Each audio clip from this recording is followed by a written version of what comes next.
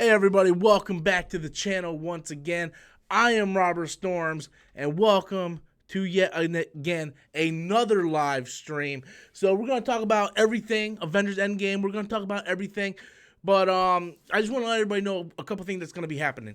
So I'm going to be going to MegaCon on Thursday, Friday, Saturday, and Sunday. So this coming weekend, I'm going to be going to MegaCon, and what that means exactly is I'm going to have preloaded videos already up. So if big news breaks, I might do like a car video or something.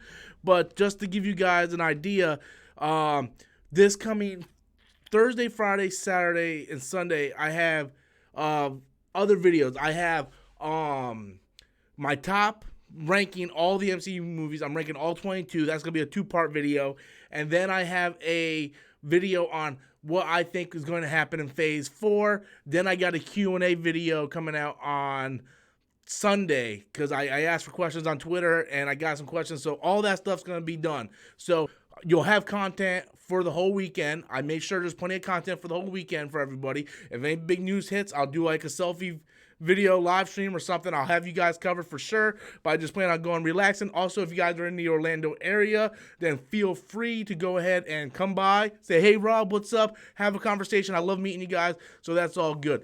So something I want to get into today, guys, is I want to talk about fandom because shit just hit the fan. Like I am just over this fandom shit because now people are attacking Game of Thrones.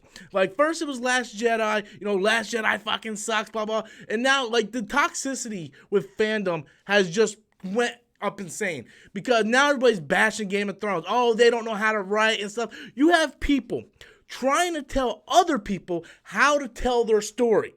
Benioff and Weiss is telling their story, okay? They got with George R.R. Martin, they are telling their story, and then you have these idiots, these fucking trolls that sit there and go, oh no, that's not how it should be done, this is how it should be done. How are you gonna tell writers what their story should be?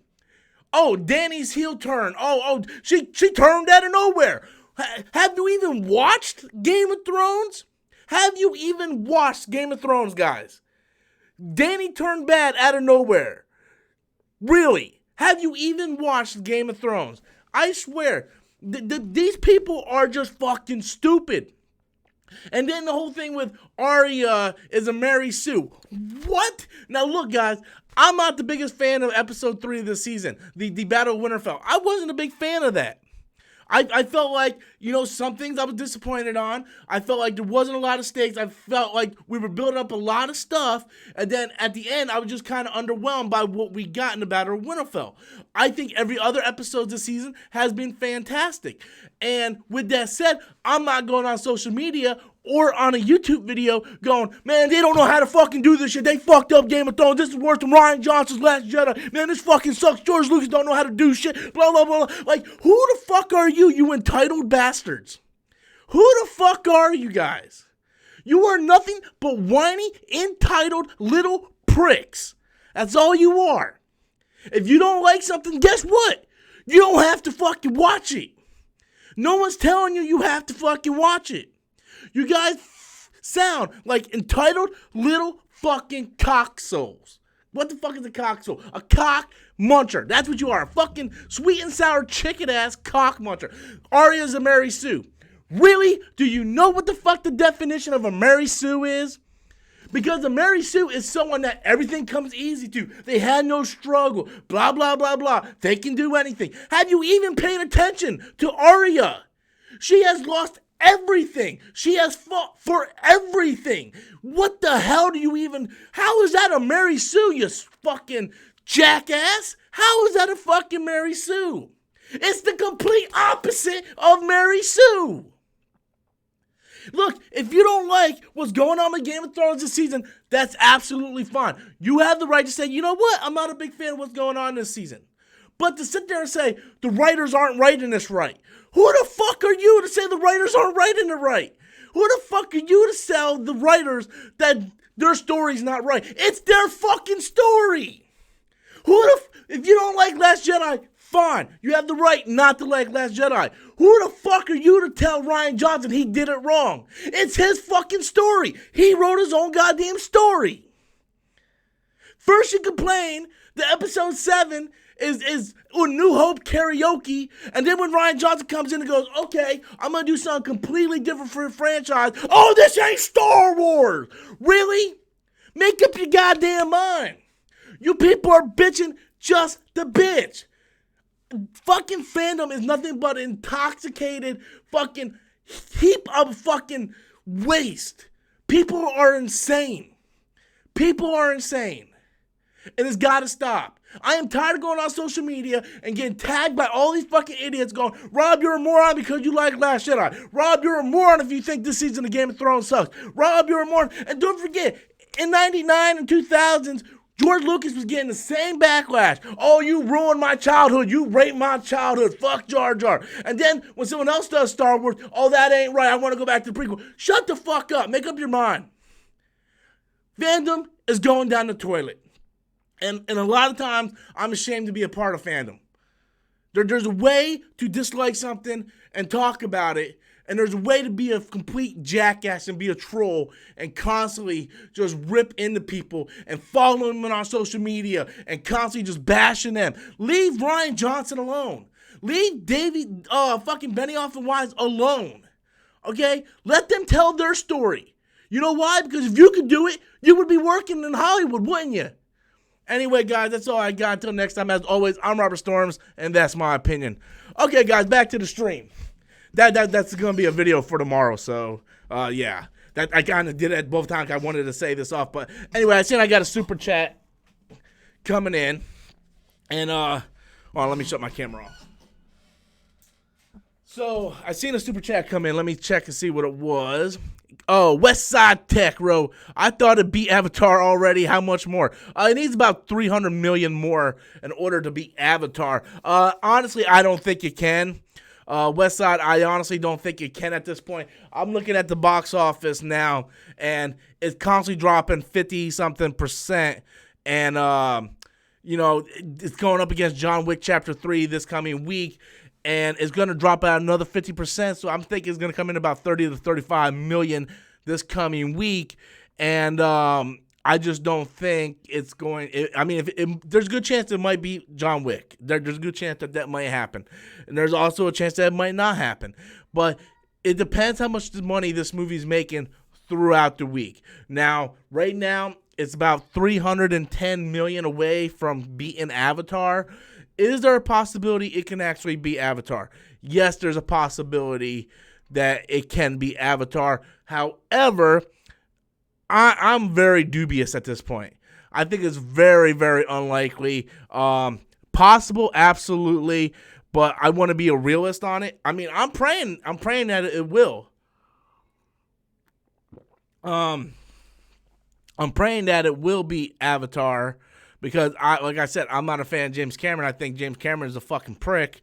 And I would love to see a superhero movie. Because let's not forget, a few months ago, James Cameron was going around saying, I hope that we get Avengers fatigue. This motherfucker wished negative on a movie. Instead of saying, you know what, I kind of like the Avengers movie. I don't personally see the appeal to it, but, it is what it is. No, he goes, I hope we get Avengers fatigue. What a fucking condescending prick. Who the fuck are you, James Cameron? You're just like them fucking troll fanboys that I talked about going, man, I fucking hope, fucking they don't know how to write Game of Thrones and shit. And I thought last night's episode of Game of Thrones was great. But, Nasty Mug, this fucking X-Men mug, motherfucker. But yeah, right. Endgame is only this is his third weekend, so it's starting his third week. When John Wick comes out, it'll be his fourth weekend. It's still making money throughout the week, so it's possible. It's possible. R. Will coming in with a super chat. When is this scheduled to leave theaters? I believe they usually stay in theaters for about 58 to 60 something days. So I think the normal theater time is they stay in theaters for about 3 months, 2.5 to 3 months. But that all depends on how the business is going. And what I mean by that is if it's making money, it's gonna stay in theaters. Because we know about 6 months later it's going to be released on Blu-ray and DVD, or will. So It's probably going to stay in theaters for about 3 months. Now, if it's a movie that drops down, theaters are going to stop showing it. But as long as the theater chains are making money off it, they're going to continue to show it. Now, I'm pretty sure this movie's still getting great crowds in these bigger cities. I bet you if I go to Orlando and I go to downtown Disney or Disney Springs, whatever the fuck it's called now, and I go, so with a super chat, I'll be right there, my friend. If I go to Disney Springs and goes to the AMC there and I go to like an 8 o'clock showing, I guarantee you it's probably going to be a packed house. But the theater where I live at, I go to an 8 o'clock showing, there's probably going to be like 5 or 10 people there. It just depends on the area. So it's going to be in theaters for at least another month, if not longer. So it definitely has a chance. We're just going to have to wait and see, but we all going to have to show support for it. So comes in with a super chat, and he writes, Spider-Man Far From Home will make $1.1 billion. You know what? I think it is. I think it's going to be the first Spider-Man movie to cross $1 billion. I believe no other Spider-Man movie crossed $1 billion. I don't even think Spider-Man 2 crossed $1 billion. So I think you might be right with that prediction. I would be predicting that too. For the simple fact is, you look at Avengers, right? You look when Avengers came out, Avengers crossed $1 billion. I believe Avengers was the first MCU movie to cross $1 billion. And then Iron Man 2, which came out right after the first Avengers movie, crossed $1 billion. So with Spider-Man Far From Home being the first movie, or the last movie in this phase, really, in the first movie after Endgame, people are going to go see this movie. Especially the trailers have been good. As negative I am with the whole Spider-Man Homecoming universe, the trailers have been good. It has me intrigued. I know the multiverse conversation has a lot of people, intrigued with it. And yeah, I'm looking forward to it. I think it's gonna crack 1.1 billion. You can kind of look at Captain Marvel for that. So I mean, this is a character that nobody really knew about, but due to the beeper thing at the end of Infinity War, Captain Marvel came out and it crossed $1 billion. If you would have told me 5 years ago Captain Marvel movie would have came out and it's gonna be one of the highest grossing movies in the MCU, crossing $1 billion, I'd be like, you're fucking nuts, man. You're nuts. I believe Wonder Woman could do that. Captain Marvel, no. I think Captain Marvel 700 million would be fucking fantastic. And it came out and it crossed $1 billion. And I think we're gonna see Spider-Man Homecoming. But I want to get everybody prepared for something though. With the newest Marvel movies coming out, these movies aren't going to be hitting $1 billion, okay? Because I know what's going to happen. We're going to starting phase 4, and these movies aren't going to be hitting $1 billion, and people are going to be like, well, now we got Marvel fatigue or superhero fatigue or whatever kind of fatigue, and that's not true. It's just the high of Endgame is going to start wearing off, and now we're basically starting back to the first MCU movie. Basically, Phase 4 is basically going to be the first start of the MCU. I believe movies like Black Panther will hit $1 billion. I think Captain Marvel 2 might hit $1 billion. I don't know for sure. It might hit $1 billion. But if we get Doctor Strange and Shang-Chi and Black Widow, those are not billion-dollar movies. They're not. Captain Marvel hit $1 billion because of Infinity War. Black Panther hit $1 billion because everybody wanted to go out and support that movie because we finally had a black cast, a black lead, a black superhero with a great budget that was taken very seriously. Everybody and their mama went out to support that. So people, when these new line of movies come out and they don't hit $1 billion, they're not failures. Kevin Feige, no doubt, is going to be prepared for this. These aren't going to be like $500 million budgets. They're going to probably be like with $100 to $200 million movies, and they're starting over. And then probably whenever Avengers 5 comes out, it would cross $1 billion. But other than Black Panther and maybe Captain Marvel, we're not going to be seeing a lot of $1 billion movies. And not every movie has to be $1 billion. People think unless it's $1 billion movie, that we are so used to $1 billion movies now that people think that if a movie doesn't cross $1 billion, it's automatically a failure. I don't understand that mentality. Last Jedi, it's a failure. It made how much money in the fucking box office? How in any definition is it a failure? By any definition, it's not a failure. So, I definitely think we're going to get into a slow period of the MCU where they're going to slowly start. It's going to be a relaunch, basically. It's going to be a relaunch of the MCU. We got to get used to these new characters. As much as Guardians of the Galaxy 1 and 2 are very well received, those movies weren't billion-dollar movies either. Ant-Man wasn't a billion-dollar movie. Doctor Strange wasn't a billion-dollar movie. So, yeah, we just kind of got to take that with the mindset, because I can see the headlines now. You're going to have fucking Jeremy over in Geeks and Gamers saying, I told you Captain Marvel would ruin the MCU. No, it's fucking logic, you fucking idiot. It's you and your fucking stupid ass sex partner, Odin.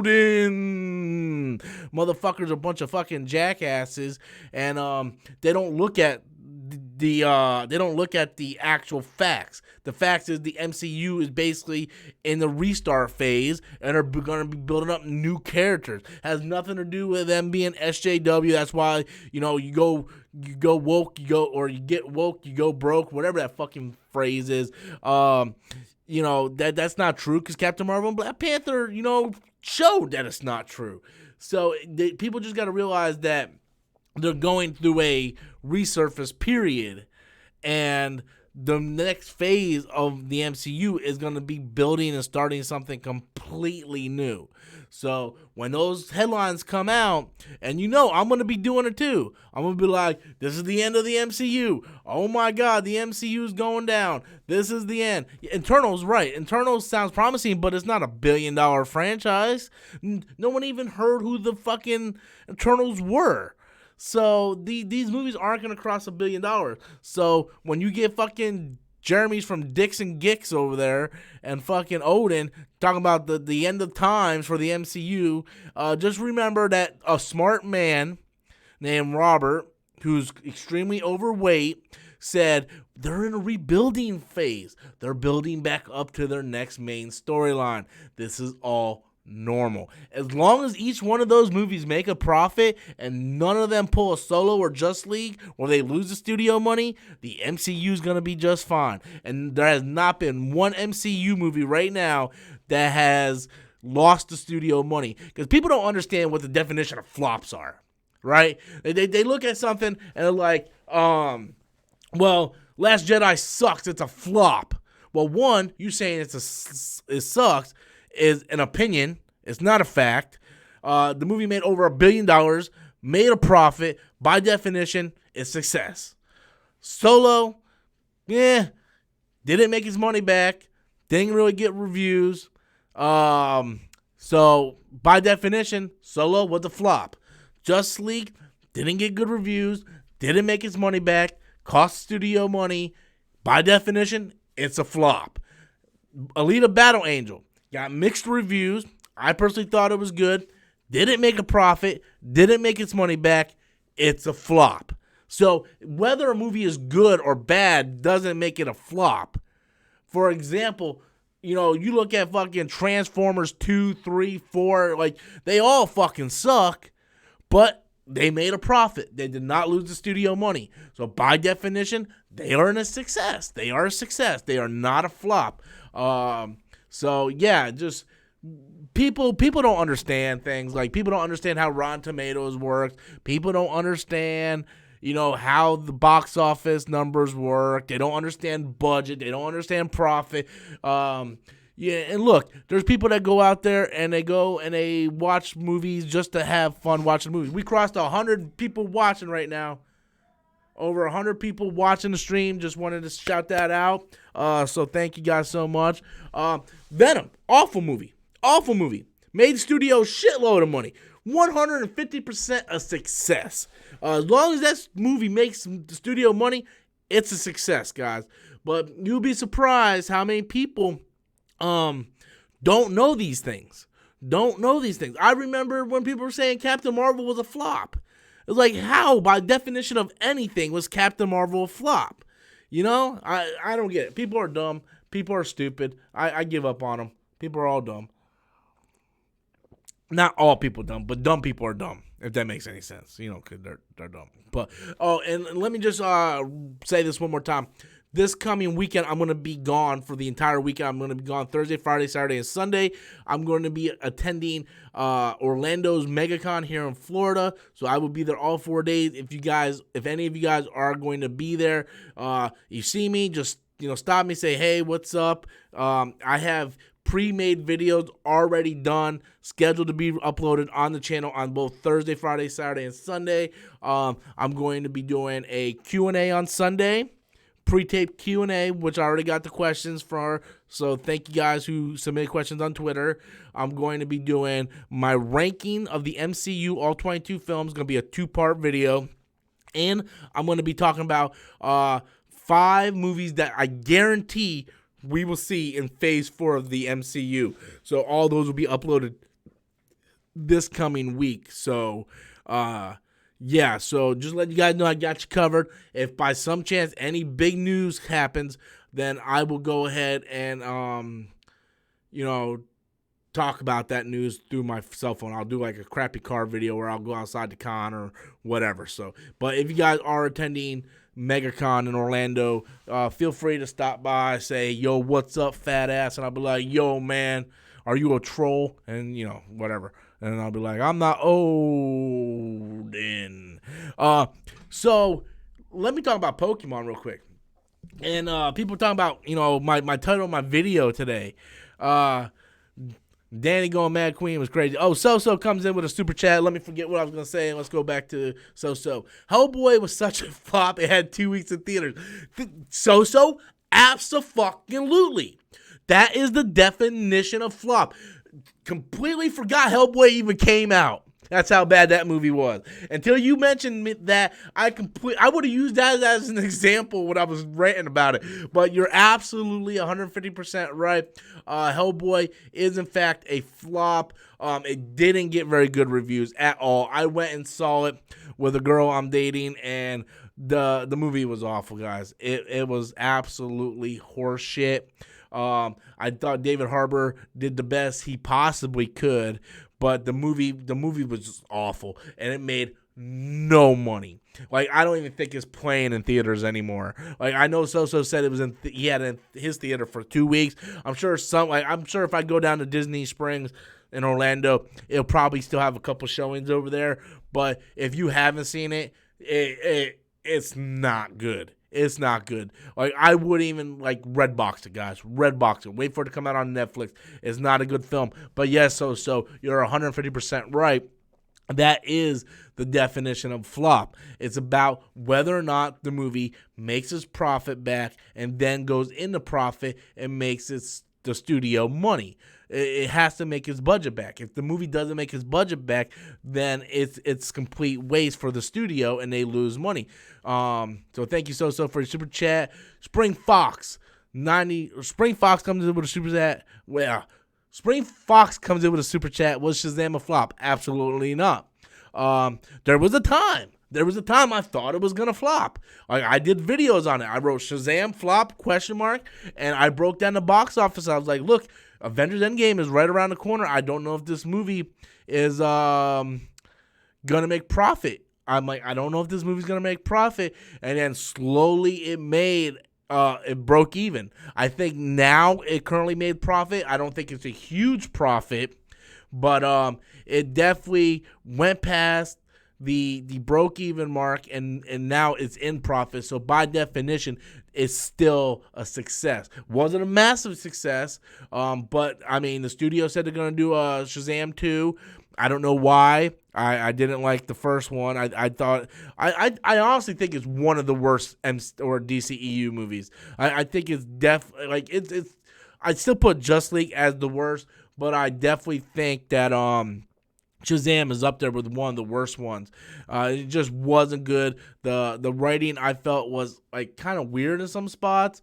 I just felt like it was inconsistent. Like, the one character as a kid wasn't acting the same as he was adult. He's supposed to have the wisdom of Solomon, and he acts like a complete goofball. Doesn't make any sense. I mean, you think a character that has the wisdom of Solomon wouldn't be doing firework light shows for money. It just, I don't know. It just bothered me. But no, the movie is not a flop. It actually made its money back. let me check and let me see how much money it actually made. Because I think it needed to hit 400 to break even. That's what I estimated. It needed to hit 400 to break even. And I think it did that. And I think it's in a profit now. So let me turn this on. I'll get the final number here on a second. Because I believe that's still in theaters for sure. CGA's in here. We all know what you think of Shazam. Yes, I know. I know, Chris. I know we all know what I think of Shazam. Oh, by the way, guys, if you guys haven't been over to Chris's channel, go over to CGAce1 on YouTube. Hit the subscribe button. He did a live stream with me a couple weeks ago. He does videos. He uploads every day. He did a ranking of DCEU films. I agree with him on some of them, and then some of them I don't. And he also did a ranking of MCU films, and he does videos every day and stuff. So go over to CGAce1 and subscribe to his channel. I'm going to pull up the box office. I want to see what Shazam got here. Okay. First of all, let me turn that down. All right, let's see what Shazam got here. I don't want to run too many things. I don't want the fucking live stream to fucking go out on me. Okay.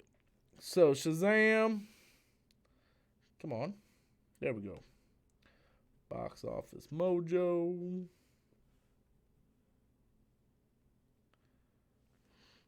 All right.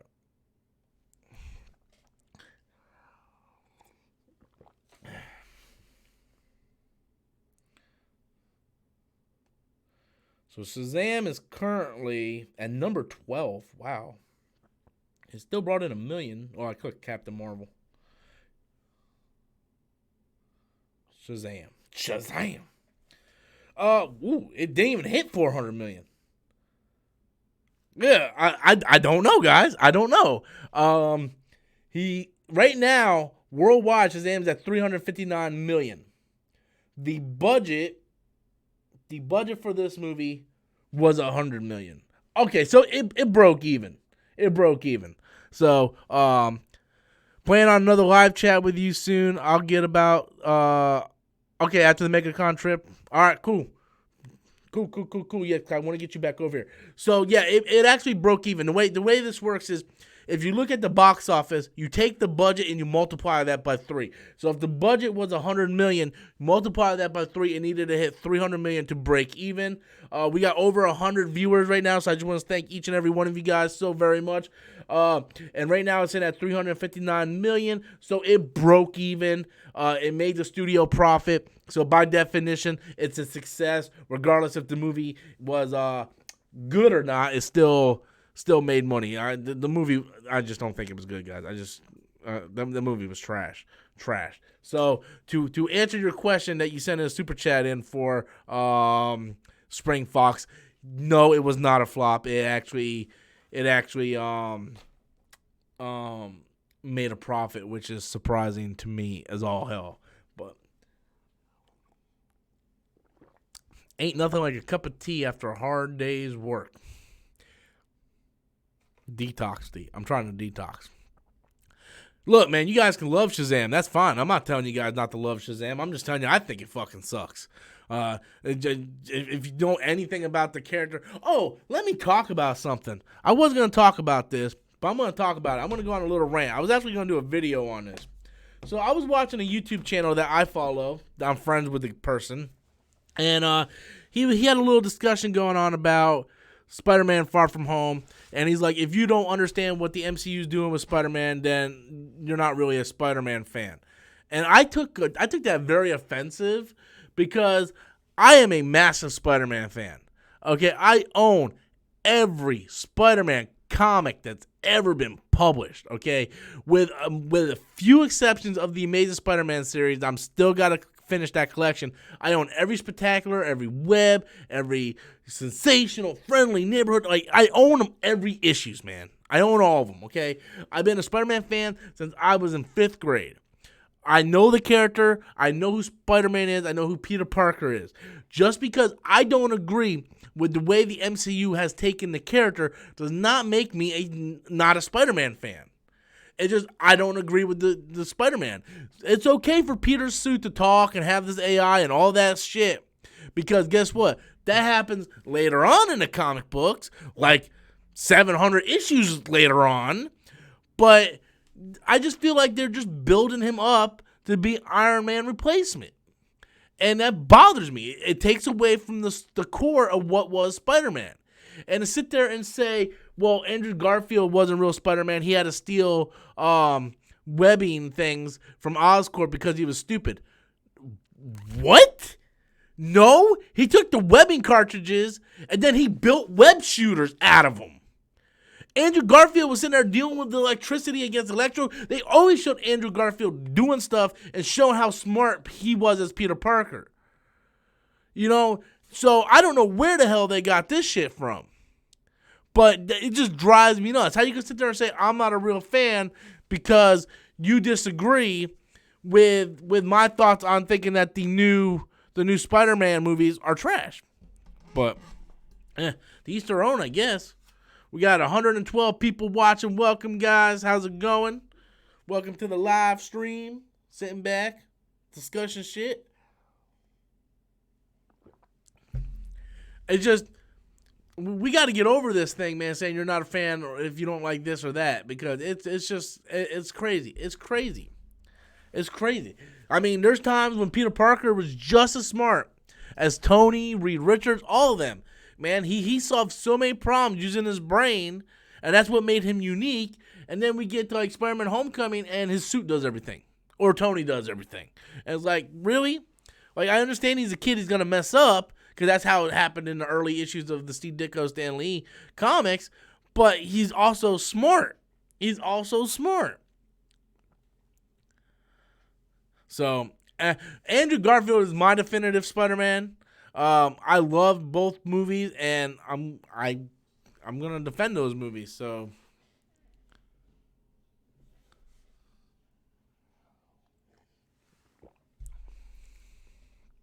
I don't know if I really don't know if Avengers is gonna beat Avatar at this point. And like I'm sitting there, I'm cranking up the numbers. I'm trying to figure if this thing's gonna beat Endgame or if Endgame's gonna beat Avatar. And at this point, I really don't know. I think it's gonna be close, but it's going to come down to the week-to-week numbers, because now we're getting Aladdin, John Wick coming out. I mean, we got these bigger movies coming out now that's going to start taking pieces of the pie away. Regardless of what we thought about Pokemon, Pokemon took a very decent amount away from Endgame. And that hurt a little bit. Now we got to see how it does throughout the week. I mean, it's about 310 million away from beating Avatar. I mean, it's possible. It's more than possible. But I don't know, man. It's gonna be tough. It's gonna be tough. It's possible, but what happens if it does, and then out of nowhere, they re-release Avatar to get ready for the sequel, and then boom, Avatar took the record back again. Although I don't think a lot of people will go see Avatar if it gets re-released. I think a lot will, but not like a whole lot to make a big number, because at that point, you can watch Avatar on streaming services for free. Most people own the Blu-ray. So, who knows, really? Who knows? But, I don't know. It's going to be close. I'm going to be trying to keep an eye on it. I'm going to, look and see if it possibly can. I'm going to definitely keep everybody updated on that one. So, who knows? Who knows? Man, I am fucking tired, man.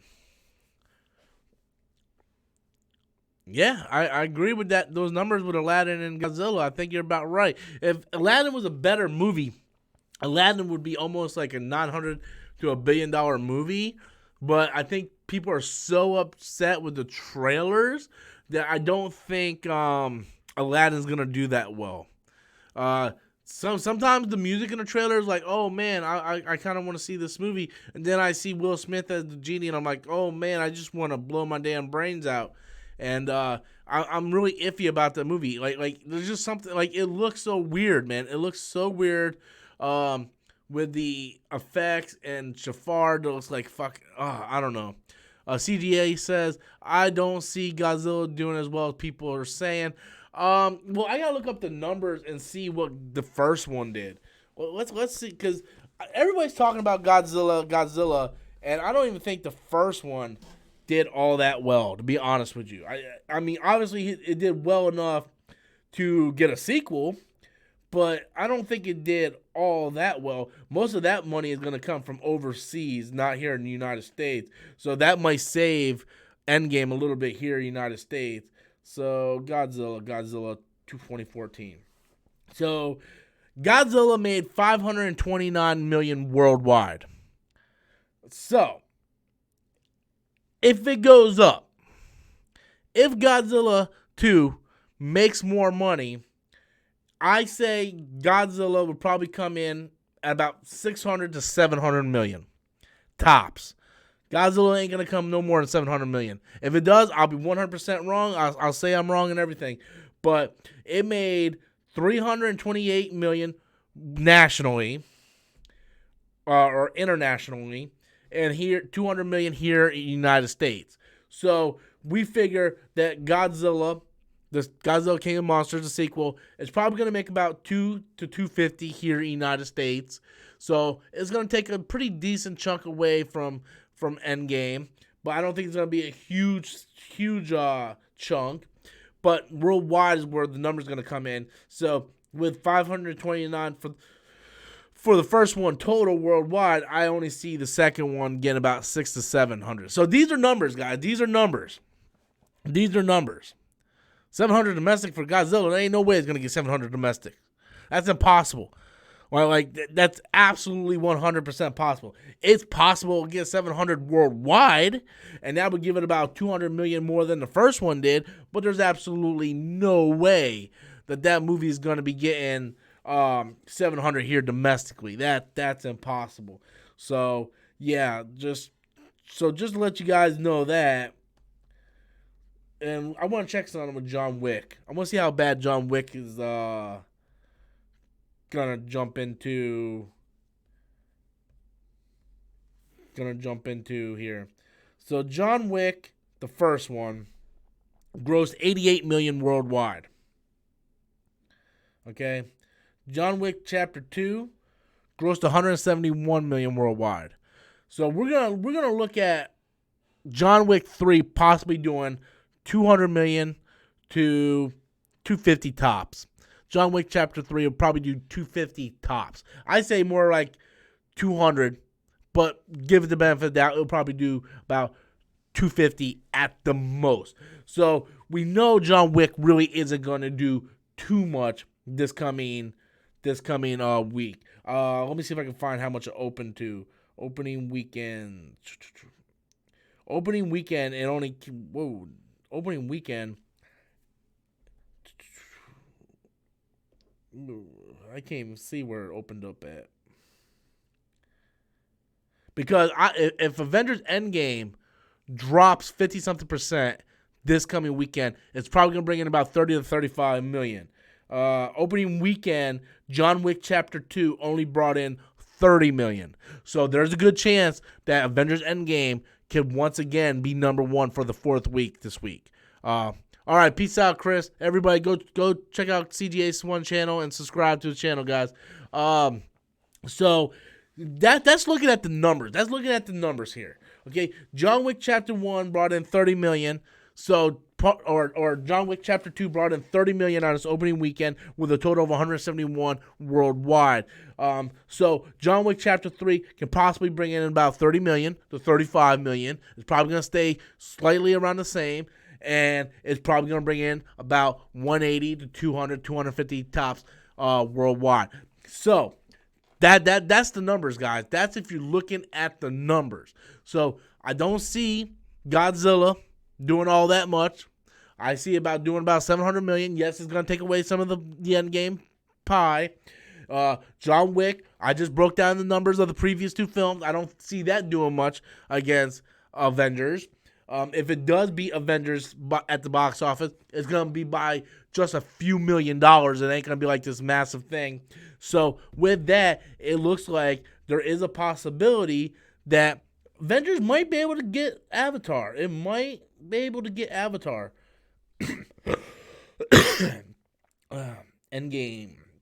Endgame is currently at almost 2.5. It's almost at 2.5 at this point.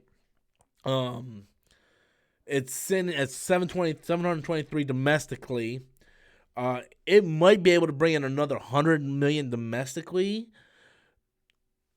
Oh man, I don't know, man. It's hard. It's hard to predict. I'm looking at the numbers. I'm just saying, like, I don't know, man. Like, I do not know with this movie. Like, could it bring in another 100, 150 domestically? I mean, it's possible. But the worldwide is what's saving this thing right now. Because this thing is sitting at 1.7 worldwide. So that's just fucking insane, guys. That's insane. All-time worldwide. Avatar is sitting at 2.7. I mean, it's close. It really is. It's fucking close, guys.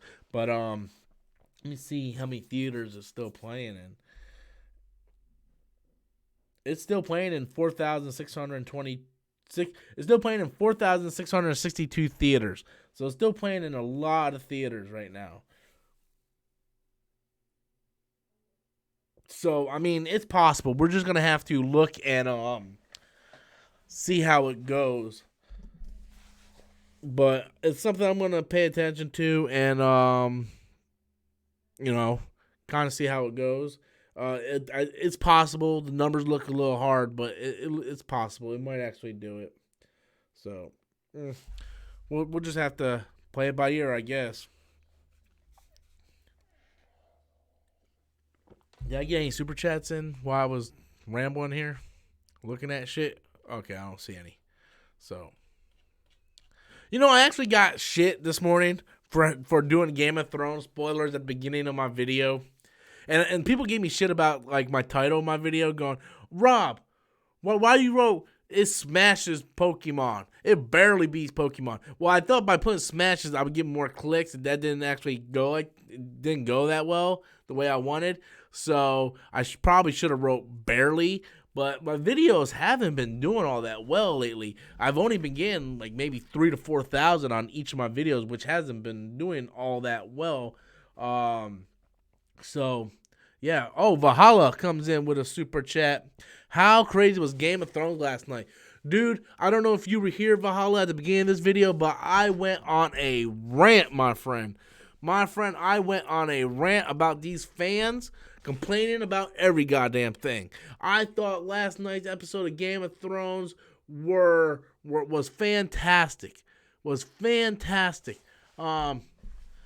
It just I loved it. If you guys haven't seen it, I'm about to get in a little bit of spoilers here. But I mean, Dany just went full on Mad Queen, just fucking lighting bitches up, man. Like, that's the way. Like, I wasn't a big fan of the Battle of Winterfell. Had nothing to do with how dark it was.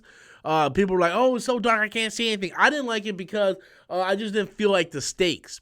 Like, you go back and you look the Battle of Hardhome, where Jon went to Hardhome, and he fought, the Night King and all that stuff. I felt like, oh my God, people can die at any moment. And then you look at when they went across the wall last year to go get the White to bring back to show Cersei, like, oh my God, these guys could die at any moment, because Game of Thrones sets up this thing where, like, these people can die at any moment. And then I felt in the episodes, like, halfway through, I'm like, well, nobody's really dying. I'm like, you had Ed die, you had, like, Jorah die, but, like, all these main characters aren't dying. Well, now we know because they were saving them to kill them pretty much in this episode.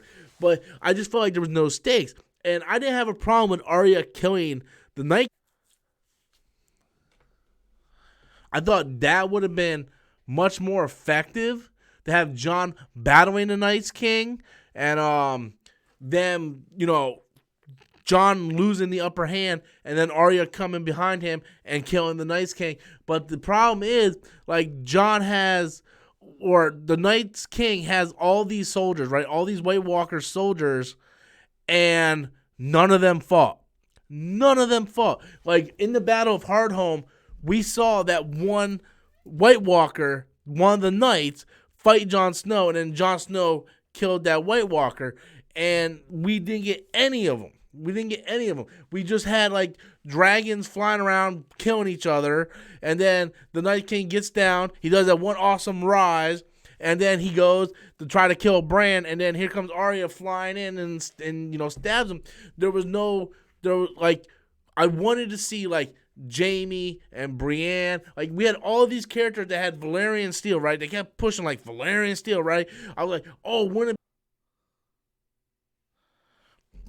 Okay, I think I'm back now. I don't know what's gonna happen. Okay, but this shit's crazy. For some reason, this time of night, it goes up and down. Like, my internet bar goes up and down. I'm thinking about getting a 100-foot Ethernet cord and hook this thing up when I go live stream, but it goes up and down. I don't know what the hell's going on. I tried fixing the settings and stuff, and it still does it. Even if I'm not live streaming, this time of night, it crashes for some reason. I'll be sitting there trying to upload a video for the next day, and this shit crashes. But, yeah, so, Valhalla comes in with another super chat. Let me get to this. Anyone that complained about Danny did never paid attention to the show. Not everyone on there was Luke Skywalker from the original trilogy. Yeah, they've been setting it up, and in the beginning of each episode, they do previously, or, a recap, right? And it showed Danny throughout the years having some dark moments. Like, when her brother got his fucking head melted off, right? Like, she watched. She constantly talked about going to King's Landing, burning everything to the ground.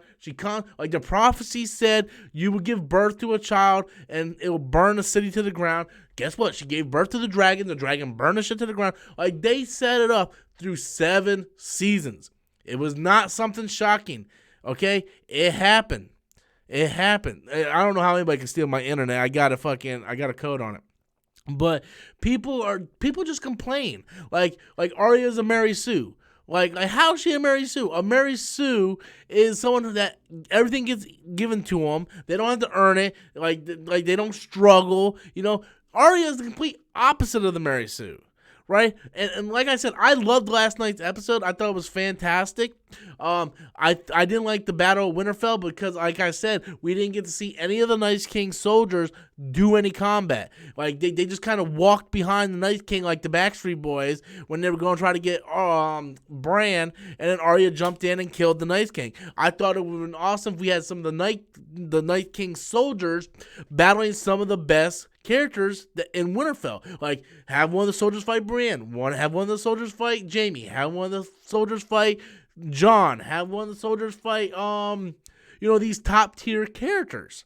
And they just didn't do that. Look, like I said, I'm not gonna sit there and bitch because it's their story. They can tell however they wanted. And like I said, even though I was currently let down by the Battle of Winterfell, I still liked the episode. I still went and I watched it a couple times, and I don't go on social media going, oh, this is fucking awful, oh, SJW, sexism, oh, bad writing, and all this. Like, get the fuck out of here with bad writing. It's their story that they're writing. How are you going to tell the writers that the story they're writing is bad? How? How is that even possible? If I paint a picture of an orange, and it's how I interpret a picture of an orange, you're going to come and tell me that my painting is wrong? It's my painting. It's how I interpret it. It's how I want to express myself. So, like, when you get people like Geeks and Gamers out there and they're fucking bitching and complaining and blah, blah, blah, blah, blah, and Jake Targaryen and all this fucking stupid shit, I'm like, this is what causes toxicity in fandom. Okay? People can't watch something and just say, why can't people just say something like, you know what? Last night's Game of Thrones, I didn't like how they turned Danny. It felt rushed for me. I just didn't care for the overall episode. Okay, that's your opinion. You're fine to have your opinion. I disagree with that. I think they've been setting it up for years now, but that's your opinion. But to sit there and go, I think it was rushed, I think it was bad writing, they completely ruined Danny's character, oh, this fucking sucks, go on social media, start tweeting Dave and Benioff and Wise, start tweeting them saying they fucking suck, they don't know what the hell they're doing, they ruined Game of Thrones, George R. R. Martin would never done this, oh, I'm going to start tweeting HBO, I'm going to do 500 videos. That's when you go too far. When you simply come out and say, I didn't personally like it. You know, I felt like it was rushed or whatever. That's your opinion. You have the right to your opinion. Doesn't mean you go and start trolling people on Twitter and start doing 5 million videos talking about how the writers didn't write it right when they're the ones writing the fucking story.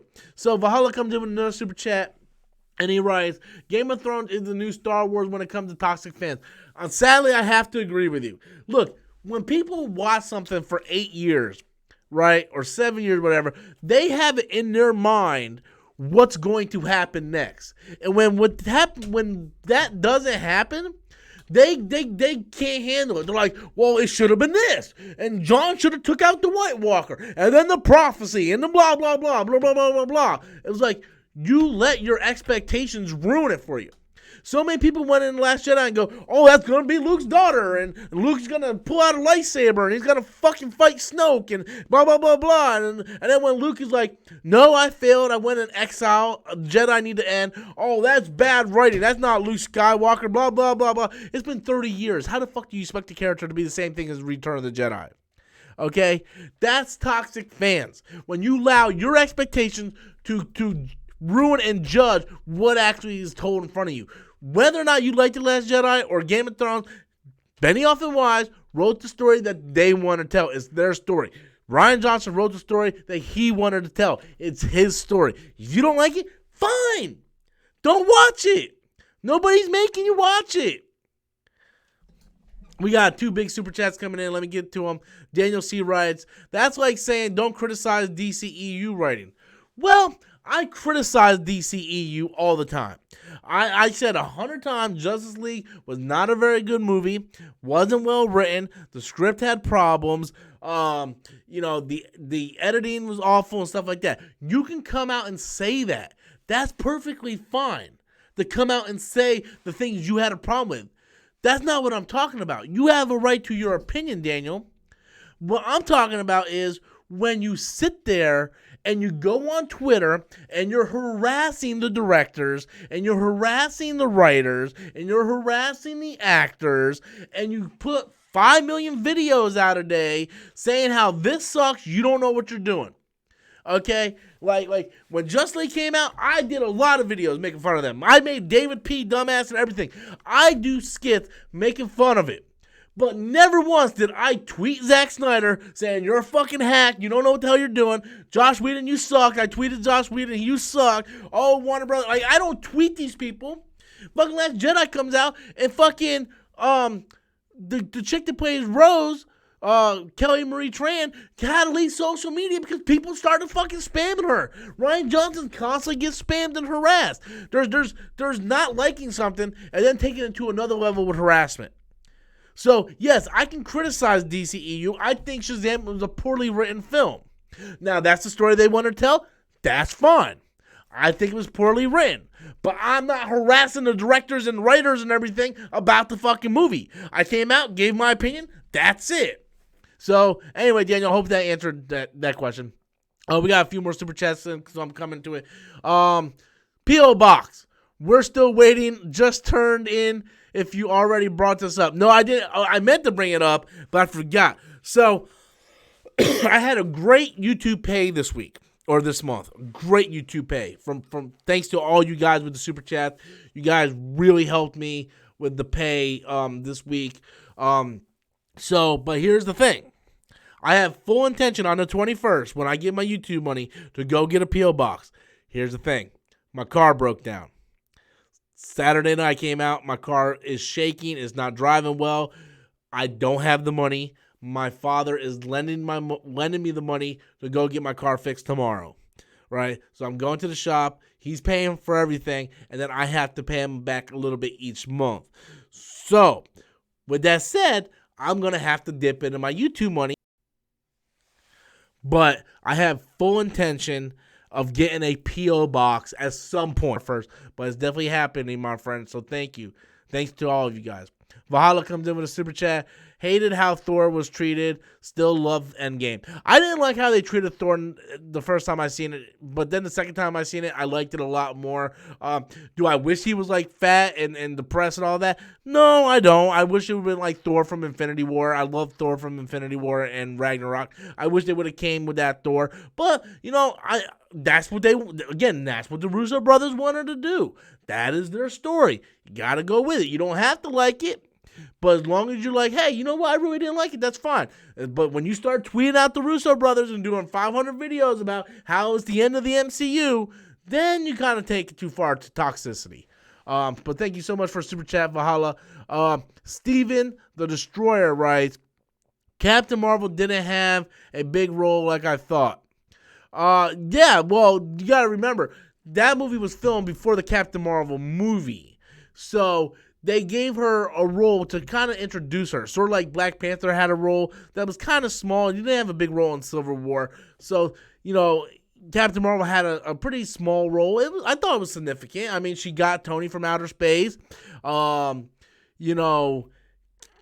Thanos for a little bit, and that was it. I mean, because if Captain Marvel would have had a bigger role, you would have had these fucking idiots over at Geeks and Gamers coming on here just bitching about how Captain Marvel is ruining the MCU.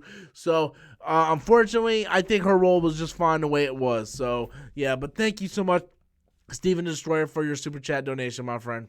We got another one coming in from Solo Superhero Movie Box Office King.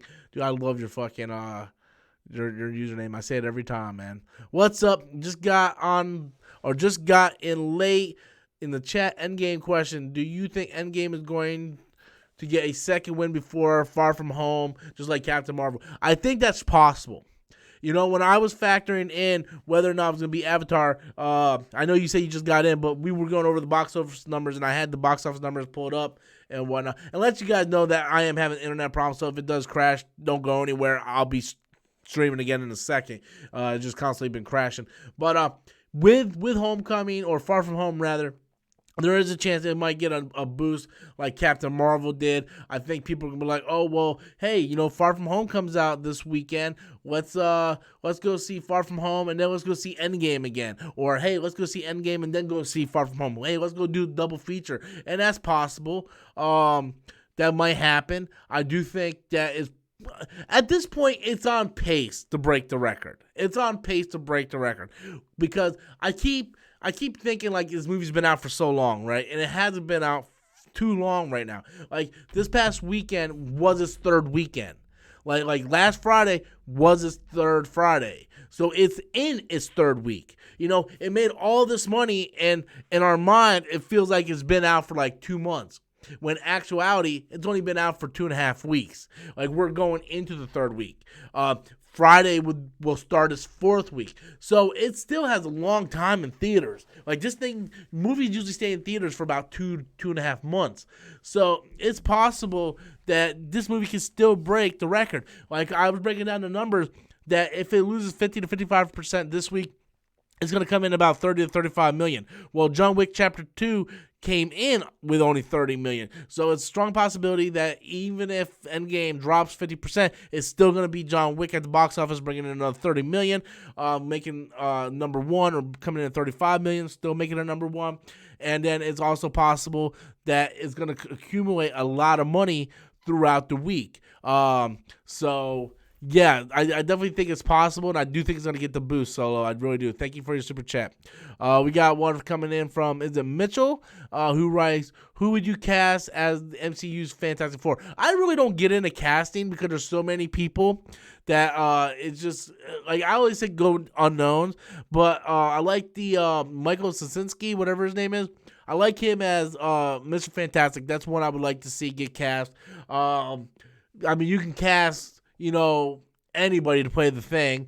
Just get someone who's motion capture. Holy shit, we got a big super chat coming in. And I'll get to everybody here in a second, guys. For Sue Storm, I don't really care. I don't care. Like, I honestly just do not care who gets casted as Fantastic Four, Mitchell. I think John Krasinski would probably be the one I think would be most what I would like. Whether they want to get his wife Emily Blunt to play Sue, I think that would work too. As for Johnny, I don't care. I mean, I honestly, at this point, just cast unknowns. I really don't care. But I just don't get into casting. Like, usually when people ask me who I would cast, I say the same answer for everything. Amber Heard. So, yeah. Christopher comes in with another super chat. Doing right about getting that fixed first. But guess we're going to have to wait on Iron Man Nanotech Gauntlet in your P.O. box. Hey, if you guys are going to send me the Infinity Gauntlet or that Nanotech Gauntlet, I'll go get a P.O. box first thing on what, Tuesday when I get my check, when I get my YouTube check. I'll go right to that thing. Dude, if somebody sent me that shit would be legit. Like, I swear I would have that thing, like, on display. Like, I would go buy a bookshelf just to put behind me to display that fucking thing. But sorry about the internet, guys. But yes, Christopher, it's coming. I promise it's coming. I will get it. Definitely. Just bear with me. Just let me get my car fixed, and then that'll be the first thing on the docket. Rui? Look, dude, sorry. I barely speak English. I'm an awful person. I can't pronounce your name. Tell us what becoming a YouTuber has changed your life, and get your car fixed, man. Well, first of all, thank you so much for the super chat. I don't know how much that is in American money, but thank you so much for the super chat.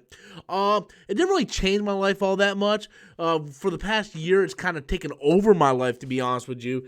Back when I only had like 2,000 subscribers, it didn't really bother me, because I would do like a video every week or one video every month. It's like I would be doing something. If I have an idea of something I want to talk about, I'll go do a video. It would get like 500 views, and that's really it. And then when Black Panther came out, I went up to like 15,000. Now I'm up to 20,000, and I have more of a following now.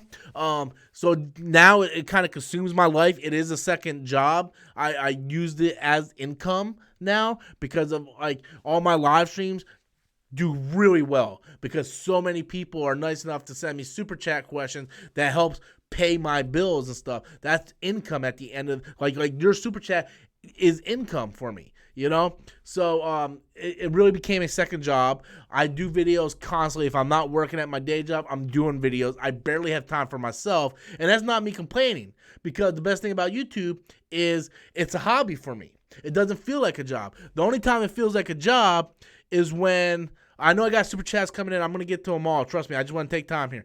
The only time it feels like a job is when I don't have anything to talk about. Like, Saturday and Sundays are the worst days for me, because on the weekend, there's hardly ever any news breaking on the weekend. And I'm sitting there and I'm like, what am I going to talk about? And there's nothing to talk about. And it's horrible talking about something you have no interest in talking about. Like, I think I did a video this past Saturday or Sunday, and it came out awful, and it didn't get any views. I think it got like 1,700 views. So what I'm going to do is I'm going to start doing Q&A videos on Saturdays and Sundays, where I'm taking Twitter questions on Saturdays and Sundays. That way I have material, and I don't have to, kill myself not to come up with stuff. But another way to change me was I run into a bunch of subscribers now. Not like a whole lot, like not every day, every time I go shop and I run into a subscriber. Not like that, but like I'll be working, and then like we'll get the new associate, and they'll be like, "Hey, are you Robert Storm from YouTube?" And I'm like, yeah. And then it's like embarrassing, because now it's like, I'm this YouTube guy that comes on, talks, and then like I'm sitting there like I'm this guy working at sort of like this dead end job, and it kind of gets embarrassing. And then I'm sitting there, I'll be working, and then customers will come in and they'll recognize me from YouTube, like, "Hey, Rob, what's up, man? I saw your video on Black Panther." I'm like, it's kind of embarrassing, I'm sitting here, I'm in uniform, I'm dirty, and, it just, yeah. But YouTube helped me, because now I'm able to use this as a second job, and hopefully, it really motivated me, because now I'm thriving each day to get more and more subscribers. Like, if I can get 25 to 30,000 subscribers, I could probably quit my job. I could probably quit my job now, but that's if I constantly get great live stream super chats in order to maintain what I make now at my day job. So, but I want to wait till like 25, 30,000, and then I could probably leave my job. But yeah, so thank you so much, Rory, for the super chat. I'm sorry if I mispronounced your name. I'm definitely gonna get my car fixed, and it hasn't changed my life too much, other than the fact that people run into me, and I'm kind of embarrassed about my job. So, but thank you so much for your super chat. I've seen a bunch of them coming in. I'm gonna get to all of them. Stedman Thomas comes in with a super chat. He writes, "Just League sucked. Batman seemed like a fanboy of Superman." I get what you're saying with that one. Don't agree with it, but I get what you're coming from. Used to Batman being a bad motherfucker, like the one scene in BVS saving Martha. Just League was just a mess altogether. And the reason why was because in BVS, Zack Snyder wrote a bunch of stuff setting up what was going to happen in Justice League Part 1, Justice League Part 2. Because remember, that was going to be a 2-part film. And then all the negative backlash from the reviews, and BVS didn't make as much money as the studio wanted. They're like, oh, Zack Snyder, look, you got to change a bunch of stuff because people aren't liking it. So then he had to go in and kind of change everything. And then midway through filming, he got fired, and they brought in Josh Whedon, who did even more changes. So that movie was just a Frankenstein of a movie. Well, so yeah, I agree with you. There's a lot of Justice League is my least favorite DCEU movie. It's my least favorite. I think the score sucks. I think the direction sucks. Just so much of that movie I don't like. So thank you, Stedman, for your super chat. And I agree with you. I don't agree with you with the fanboy thing. I can see parts of where he's like that. Like when Clark's like, I thought you hate me. And or I thought you didn't like me. And he's like, well, I didn't not like you. Like, some of that is, like, kind of cringy. So I kind of get what you're saying. But I like when he was like, he's more human than us. He's an alien. Or he's more human than me. Because it really shows how Bruce kind of let himself get taken by this persona of Batman. I like that. There are good things in the movie. Unfortunately, it's such an abomination of a film that you can't really capture the good things that you like about the movie. But thank you so much for the super chat, Stedman.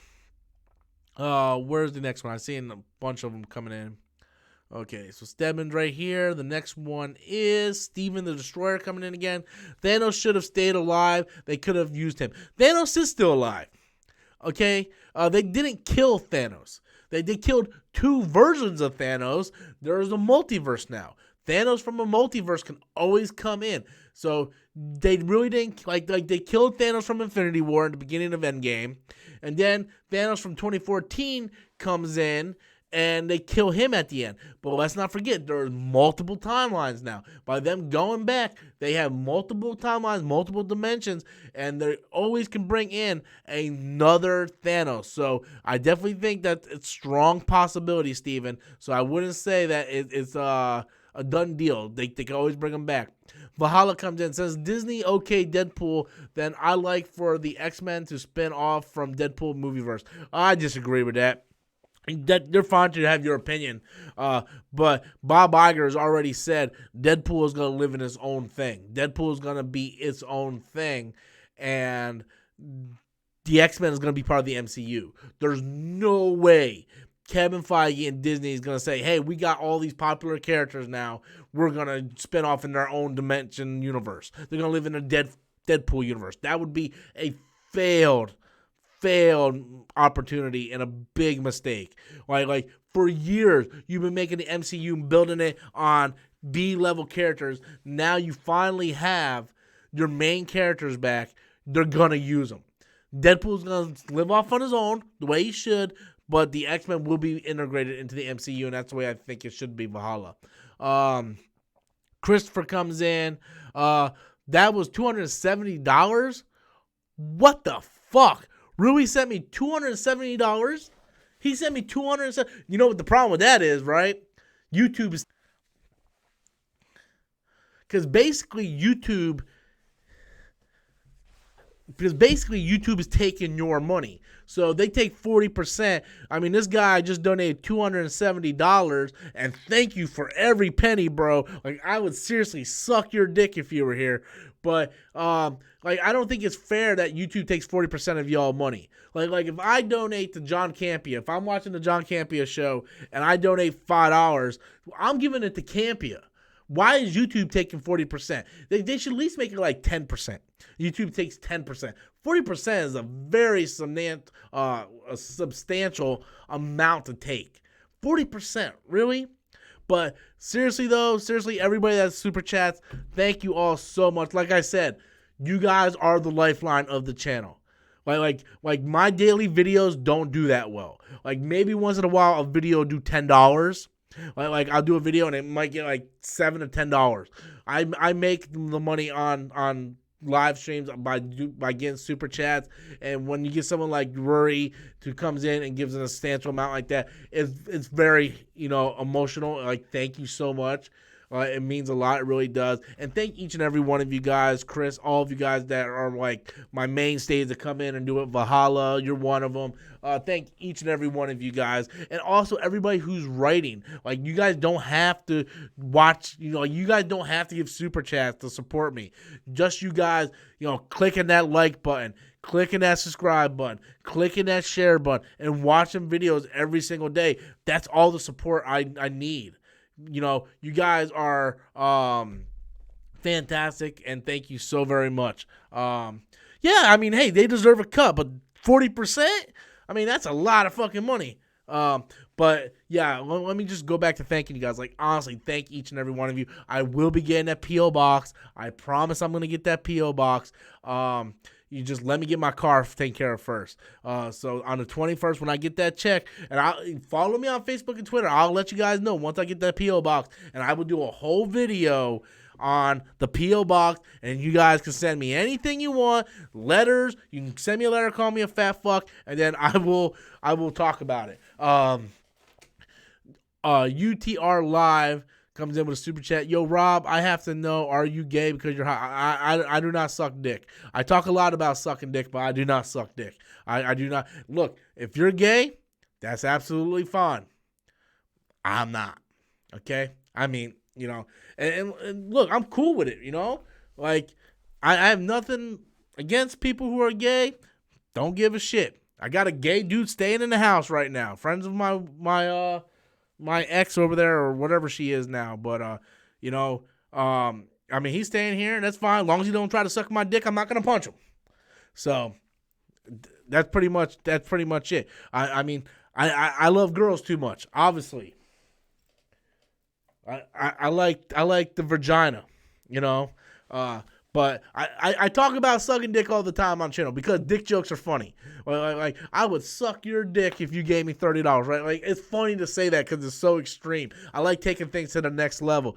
But no, I'm not gay. So thank you for the super chat though. Jesse Lopez comes in with a super chat. Looking back at how Tony and Nat's death were makes me sad that Superman's death wasn't done right. That really pissed me off. That really pissed off Angry Joe. Well, I don't give a fuck what pissed off Angry Joe. Angry Joe is a fucking sweet and sour chicken-ass motherfucker. I don't know why he talks about movies. He doesn't know the first fucking thing about movies. Like this guy gave Transformers 2 a positive review, right? And then I guess you guys can say, well, I gave Dragon Ball Evolution a positive review, but I was drinking the Kool-Aid. But I stopped watching Angry Joe, mostly because his reviews are weird, man. He's weird. Like I tried watching his gaming reviews, and I'm sorry, But see, like I told everybody, it's okay not to like something as long as you don't fucking start spamming that guy. I never messaged Angry Joe saying, hey, you know what? I don't like your reviews. You're wrong about this. You're wrong about that. I didn't go in this comment section of the video going, you're wrong about this. This is how it should have been. You're wrong. You're wrong. No, I was like, you know what? Okay. Unsubscribe. Not going to watch you no more. Simple as that. Simple as that. But talking about Nat and Tony's death, I think they were handled great. Or you're talking about Superman's death, rather. Well, that was, again, Warner Brothers and the DCEU not having a plan. Zack Snyder had a plan, right? If you would look at his original script for Justice League, That death would have been handled perfectly. He would have came back perfectly. We would have got a darker Superman. It would have been all done perfectly. But the problem is, Warner Brothers interfered and said, nope, nope, nope. You're going to do this. We're going to do that. We're changing this. And then guess what? We're firing you midway through. So it ain't that Superman death was mishandled. I think it was really well done at the end of the movie. I like the funeral and all that. The problem is, the studio interfered. That's the biggest problem. Ultra or UTR Live comes in with another super chat. I'm just gonna keep imagining. Here's $2 more. Like, hey man, thanks for the super chat. Sorry. I'm sorry if I don't swing that fence. Sorry. But hey, cheers. Thanks for the super chat, my friend. All right, guys. I think I'm gonna. It's almost, well. Actually, it's after midnight here. I was gonna say I'll take a few more, but I mean, hey, we go as long as whatever. I mean, my damn internet's going in and out, in and out. I don't even know what the fuck is going on with that damn internet. Yeah, they did kill Superman too soon. It was only the fucking second movie, but like I said, Zack Snyder had a plan. He had a plan, and I think it would have made more sense if they had a plan. Like, for instance, we should have never even had Batman v Superman at the second film. It should have been Man of Steel 2, Batman, Wonder Woman, Justice League, then Batman v Superman. Like they just rushed in. They just rushed everything in.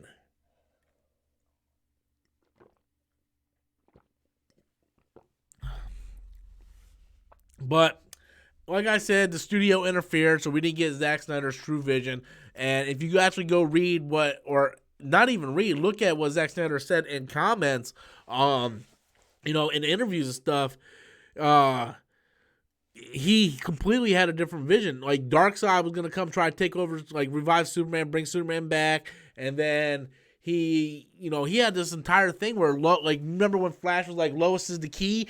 Well, in Justice League, Cyborg and Flash were supposed to send Flash back to warn Bruce. So that would make the vision make sense. But like I said, man, Warner Brothers came in, completely ruined whatever Zack Snyder was setting up. They wouldn't even, at least let Snyder try to finish what he was doing, and then after that, then start what you were doing. Start something new. But I'll tell you one thing: look at post Zack Snyder. It hasn't really been that successful. I think Shazam is garbage. I think Aquaman's fun, but it has its problems. Justice League was a mess. So since Zack Snyder left, sure, they've been getting more money for each movie, but the movies haven't been all that great, right? And let's not forget, Aquaman was kind of being filmed around the same time Zack Snyder was there, so there is some Zack Snyder influence. But I'll tell you this. You look at the costume design that from Zack Snyder's version of Aquaman. You go back and look at Justice League, and you look at Mira and Aquaman's costume design. That looks way better than Mira's and Aquaman's costume in the Aquaman movie. Like Mira had like this awesome, sexy ass green like chainmail and like this crown and everything. And then we get to the Aquaman movie, and she has like this cheap fabric with like sparkle bedazzles all over. Like, go back and pay I spent a lot of time looking at Mira in that movie. Okay? You go back and you look at that costume. That is some cheap-ass fabric put together. That's some cheap-ass fucking fabric with, like, these bedazzled things to make it look scaly. And then you get Aquaman with the fucking Aquaman costume from the comic books, and it looks awful. I hate how people are like, yeah, well, it's the most comic accurate suit ever. How can it look awful? Because it looks awful. It looks like shit. Steven Destroyer comes in with a super chat. Darkseid versus Thanos with all 6 stones. Love you. Love you, cunt? Count? Am I cunt? Who's the cunt? Am I cunt? Who's the cunt? Who's the cunt? Unless you mean love your content, maybe? I don't know. Well, let's hope you're saying that and not calling me a cunt. Well, I'm going to go Thanos. Okay, and I really wish they would have fucking done what Zack Snyder was going to do, man. I wanted to see Darkseid. Darkseid was going to be in Justice League, guys. His gold suit was trash. Thank you. But go back to Steven. You know, they really dropped the ball with Darkseid. And again, that's not Zack Snyder's fault. That's Warner Brothers' fault. That's why I created David P. Dumbass, because they act like dumbasses over there. They instead of delaying Just League and making sure they got it right, they're like, nope, we got to release it by the end of the year so we all can get our holiday bonuses. It's like, really? See, they care about money. They don't care about other things. Now, don't get me wrong. MCU cares about money too.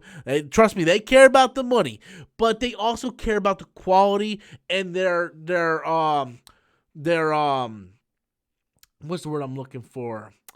Their, not persona, but, reputation. They care about their reputation. So, you know, Warner Brothers cares about money. Marvel and Disney does too, but they also care about putting out the best quality films that they possibly can, because they know at the end of the day they have to have good reputation to get people to keep coming seeing movies. So I definitely think Thanos would have won, but I would have loved to see what they could have done with Darkseid and what Darkseid could have done in that movie.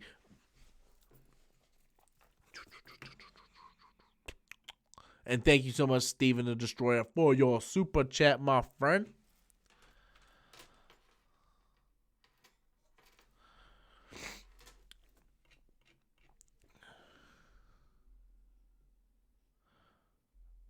Hold on a second, guys. I'm just checking something. Whoa.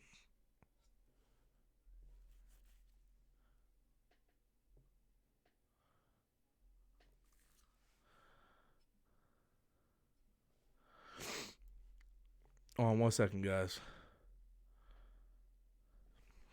Oh, and also for people that are just jumping into the stream, let me just go over this again. UTR Live. That hat is hot. Look, man. Thanks. It's my hat. I wear the same hat every day for the past, 8 years. Well, actually, I had a different hat. I had a tan hat. I love that hat. And then I put it in a washer, and the hat came out ruined and all destroyed. But it's the same kind of hat, just lighter. But I've been wearing this hat too. So thank you for the super chat. Yeah, now I'm starting to kind of feel uncomfortable, to be honest with you. So, yeah. So anyway, like I said, this coming weekend, I'm going to be going to MegaCon for 4 days. So Thursday, Friday, Saturday, Sunday, I will be at MegaCon for all 4 days. That's in Orlando. If you guys are going to be at the convention in Orlando, be sure to come up, say, hey, yo, what's up, fat ass? Yo, what's up, homie, yo? And we can talk about whatever you guys want to talk about. Also, I have videos pre-recorded for all 4 days. So, if any big news breaks out, then I will do a random video using my phone with a selfie stick or some shit, or a car video. But I have ranking the MCU movies. I'm ranking all 22 MCU movies. That's going to be uploaded, I believe, Friday and Saturday. And that's going to be in 2 parts because it's like a 40-minute video. So I broke it up in 2 parts. And I also have 5 movies I guarantee will be released in Phase 4 of the MCU. These are guarantees. These are not predictions. These are guarantees. And I got a Q&A video coming out this Thursday or this Sunday. And also, future reference, that I'm going to start taking more Twitter questions on Saturdays and Sundays, because there's not a lot of content to talk about on the weekends, because news don't really break that much on the weekends. So I'm going to start doing Twitter questions. So I put out a list today, and I said I need 10 questions for a video. I already got 10 questions on Twitter, so you guys don't have to send me any. But look, if you follow me on Twitter, I'm going to post stuff where I randomly get questions so I can do videos for Saturdays and Sundays that way now. So we'll be at MegaCon. If you're going to be there in Orlando, be sure to say hi.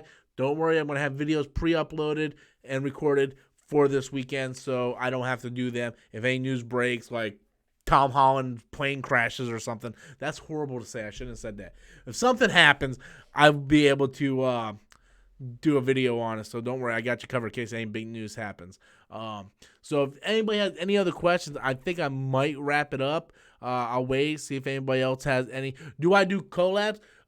Yes, depending on who it is. I don't just do videos with anybody. I have, My buddy Adam comes over. We do videos together. Chris is going to start coming over doing videos, but that's to help Chris with his channel. But if I do collab videos, it depends what it is, but and also depends how it's done. But I really want to do a video with Complicast too. I really want to do a video with Rob from Comic Book Explain. Those are the two guys I want to work with, and maybe one day I can. But the thing is with Rob from Comic Book Explain, he does stuff on comic book stuff. I seen where he was talking about Endgame, and he said that he said something. He's like, "Oh, Guardians of the Galaxy Volume 3 is going to be the next one in Phase 4. It's already been filmed." So he doesn't really know much about the filming process of the MCU. He just reads comics and he explains comics. That's fine. He's Comic Book Explained. He doesn't need to know about the movie world. Whereas I am very movie heavy. I'm very movie news heavy. So I know what's being filmed. I know who's being cast. And that's what I report on. So me working with Rob from Comic Book Explained would be kind of difficult because we do two different type of things. But comic book cast, man, I'm out of tea here. Comic book cast, we do the exact same thing. He does like 10 videos a day. I don't, but we do the same exact thing, and I would love to work with him. I would love to get him on a live stream podcast discussion. So that's one of the guys I really want to work with. So if you guys tweet him out or something, like, hey, you need to work with Robert Storm, you guys need to do a video discussion or something, I would like to get his opinion on a lot of things. So with that said, if you guys have any other questions you want to fire in, start taking them in now. I'm going to take maybe a couple more, and I'm going to call it a night because it's already after midnight, and I want to catch some Z's. I am sleepy. I am tired. Been a rough week, especially going on with my car. Gotta go get that thing fixed, and just it's a whole thing, guys. But I will be getting that PO box as soon as I can. I promise. That was one thing I was a lot of people were asking about, and like I said, that I'm gonna get it because you guys are talking about it. So hopefully, so yeah, it is what it is. So. All right, guys, I think I'm going to end the stream now. I want to take this time to thank each and every one of you guys for all your support. Thank you so much for the super chat support. Thank you guys for coming in, watching, hitting that like button, hitting that subscribe button, watching every night. You guys are the lifeline of this channel. Without this, I could not be doing what I'm doing. So seriously, guys, thank you. Keep helping, keep spreading the word on social media. And until we got a last minute super chat coming in. Hold on. Valhalla writes, will we get a Black Widow replacement? I think we might. I think the Black Widow movie is going to be a prequel of sorts. I think it's going to take place within the 5-year window of after Infinity War, and then after they kill Thanos, it's like 5 years later. I think it's going to take place within that 5 years. We know they already have the actress who played Paige in the Fighting With My Family movie, or Fighting With a Family, or whatever the movie is called. That girl is going to be in the movie, so it's very possible that she could be training her. That way, in the future, we might have a new Black Widow, someone else to take up that Black Widow mantle. Maybe, for whatever reason, the movie takes place, she's training her, because maybe she lost everything, right? Maybe the snap took everything away from her, and, Natasha's helping her fight through it, helping her, and then at the end of the movie, Nick Fury, it gets past the 5 year, Nick Fury comes up, and then he recruits her into S.H.I.E.L.D., or whatever S.H.I.E.L.D. is now, and hopefully we get a new Black Widow. I think she's a very, very attractive girl. Like, God, like that was one of the reasons why I went to go see that movie. She's way better looking than Paige. So I would like to see her take over as Black Widow. If Kevin Feige helped cast it, she's probably worth it. So usually MCU is like spot on with casting. So thank you all so very much. Thank you, Valhalla, for the last minute question. Once again, I want to thank each and every one of you guys so much for all your support. And once again, thank you guys for just watching, clicking that like, subscribe button. And until next time, guys, as always, I am Robert Storms, and that's my opinion.